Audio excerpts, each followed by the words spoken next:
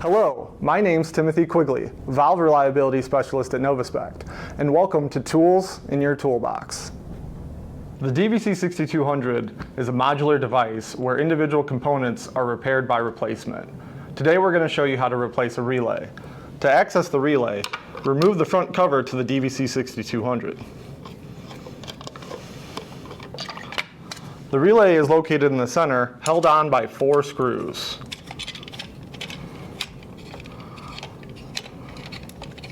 Once the screws are removed, the relay can be pulled off from the DVC. Care should be given to the gasket on the back side, making sure that upon replacement it sits flush against the DVC.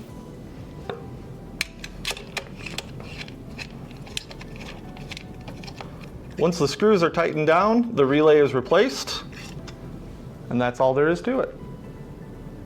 My name's Timothy Quigley, and thank you for watching Tools in Your Toolbox.